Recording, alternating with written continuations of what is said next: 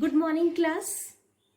हम लोग कहानी पढ़ेंगे अपना अपना भाग्य, लेकिन उसके पूर्व हम लोग लेखक रचनाकार के विषय में कुछ बातों को जानेंगे। लेखक परिचय आपको लिखना है। तो ये जो लेखक है इनका नाम है ज्ञानेंद्र कुमार।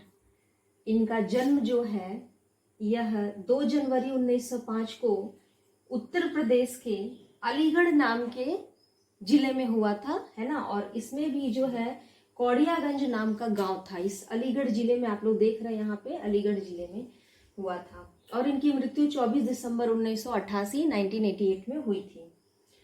इनके जन्म के 2 वर्ष के बाद ही इनके पिता की मृत्यु हो गई। तो इनका जो पालन पोषण होता है वो इनकी माँ और इनके मामा, इनके ननिहाल में हुआ। इनके मामा जी ने किया और उनके मामा जी ने एक गुरुकुल खोल रखा था। तो ये जो है उसी गुरुकुल में इनकी प्रारंभिक शिक्षा दीक्षा हुई। उसके बाद ये 1912 में जो है गुरुकुल को छोड़ करके बिजनौर आ गए। यहाँ देखिए बिजनौर, यहाँ अलीगढ़ और यहाँ पे ये बिजनौर आ गए। और उसके बाद इन्होंने 1919 में पंजाब से, मतलब पंजाब आपका इधर और ऊपर आएगा, तो इन्होंने जो है पंजाब से जाकर के मैट्रिक की परीक्षा उत्तीर्ण की। हम लोग देख रहे हैं कि यहाँ काफी वर्ष का जो है बीच में वह गैप आ गया है। इनकी जो उच्च शिक्षा है वह काशी हिंदू विश्वविद्यालय से हुई। और उसके बाद फिर ये विश्वविद्यालय की भी शिक्षा को छोड़ के 1921 में यह जो है असहयोग आंदोलन में भाग लेने के लिए 1920 में शुरू हुआ था। यह असहयोग आंदोलन इतिहास का प्रश्न है, यह इधर हिंदी साहित्य में आ गया कि असहयोग आंदोलन में यह भाग लेने के लिए दिल्ली चले गए, है ना। यहाँ देखिए दिल्ली भी इधर कहीं, इधर ये यूपी के बगल में इधर दिल्ली है, तो ये दिल्ली चले गए। उसके बाद ये 1921 से 23 के बीच में जो ये 23 में नागपुर चले आए। यहाँ राजनीतिक पत्रों में संवाददाता का कार्य किया। उसके बाद ये 23 जो है ना, इनकी माता जी ने सहयोग किया कि अब तुम कुछ व्यापार करो। तो फिर ये जो है यह 23 में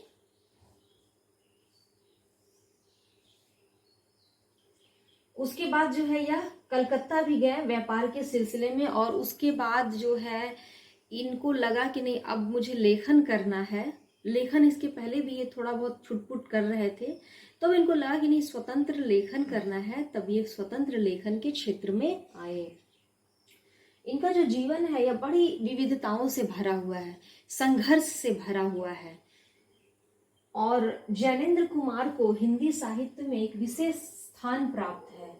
यह स्थान है कि यह मनोविश्लेषणात्मक, जैसे कि आप लोगों ने इसके पहले वीडियो में देखा कि हरिशंकर परसाई जो थे वे व्यंग्य विधा को स्थापित किया साहित्य में, वैसे ही ज्ञानेंद्र कुमार जो है मनोविश्लेषणात्मक एक जो प्रवृत्ति होती है उससे हिंदी साहित्य में स्थापित किया। मनोविश्लेषणात्मक मतलब क्या होता है? मनो मतलब कि मन, विश्लेषणात्मक यानी कि विश्लेषण करना।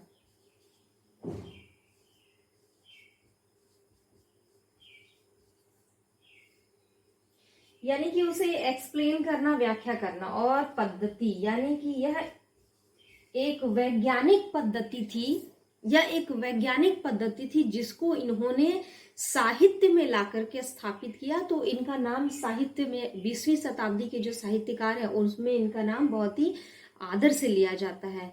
ज्ञानेंद्र जी के ऊपर जो है, अब चूंकि आप देखिए कि यहाँ देखिए यह किनसे प्रभावित हुए 1921 में? असहयोग आंदोलन। असहयोग आंदोलन के कर्ता धर्ता कौन थे? महात्मा गांधी। तो इनके साहित्य पे हमें किसकी छाप दिखेगी? महात्मा गांधी की छाप दिखेगी, है ना। चूंकि महात्मा गांधी की छाप दिखेगी तो महात्मा गांधी के जो विचार थे वो कैसे विचार थे? अहिंसावादी, परोपकार, सत्यवादी। तो इनकी कहानियों में हमें इनके पात्रों में ऐसी ही विशेषताएं देखने को मिलती हैं। अब इनके कहानियों को हम लोग देखेंगे। इन्होंने बहुत सारी कहानियों को नहीं लिखा है, ये मुख्यतः उपन्यासकार है। इन्हें इनके उपन्यास के लिए जाना जाता है। उपन्यास वह कहानी का ही बहुत ही लंबा सा विस्तार होता है। कहानी का जो विस्तार होता है उसे हम उपन्यास कहते हैं ना। उसमें घटनाओं का बड़े विस्तार से वर्णन किया रहता है। तो आप सुनीता, परख,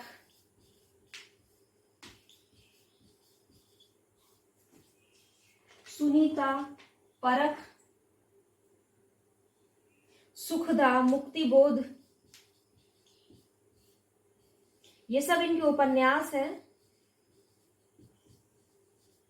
और पाजेब, ये इनकी कहानी संग्रह है ना, और भी कहानी संग्रह है पाजेब। ये विशेष रूप से उल्लेख मैं इसलिए कर रही हूँ क्योंकि मैंने यह कहानी को पढ़ी है और मैं आपको बताऊंगी कि ये मनोविश्लेषणात्मक प्रवृत्ति जो होती है वो क्या होती है। कि इस कहानी में एक बच्ची के मन का विश्लेषण किया गया है कि पाजेब जो है, पायल, मोटी पायल जो होती है, कुछ इस तरह से कि ये जो पायल है उसकी बुआ ला करके देती है और वह गुम जाती है। घर में माता पिता और सभी लोग जो है परेशान हो जाते हैं कि यह पायल जो है कहाँ गई, किस पे इल्जाम लगता है, किस पर कौन उसको जो है बार बार उससे प्रश्न पूछे जाते हैं। और अंत में पायल जो है वह मिलती है कहाँ, तो उसकी बुआ जो है वह गलती से एक पायल अपने ही बैग में लेके चली गई थी। जब वो अगली बार आती है तब वो पायल दे देती है। तो बच्चे के मन का जो विश्लेषण है, बच्चा कोई चीज गुम हो जाने पे बच्चा किस तरह के मतलब जो प्रश्न के उत्तर होते हैं वह बच्चा कैसे देता है, ये बड़ा ही रोचक ढंग से उन्होंने प्रस्तुत किया। आप सभी इस कहानी को अवश्य पढ़ें, तब आप कहानीकार को और अधिक जान पाएंगे। इनकी जो रचनाएं थी, इनके ऊपर देखिए इन्हें कितने पुरस्कार मिले। साहित्य की जो सबसे शीर्ष पुरस्कार यानी कि ऊंचे दर्जे का जो पुरस्कार है, इन्हें 1966 में साहित्य अकादमी अवार्ड मिला। 1971 में इन्हें पद्म भूषण के सम्मान से सम्मानित किया गया और फिर 1979 यानी कि 79 में साहित्य अकादमी फेलोशिप इन्हें मिलना शुरू हुआ। फेलोशिप मिलना यानी कि कुछ धनराशि का मिलना शुरू हुआ।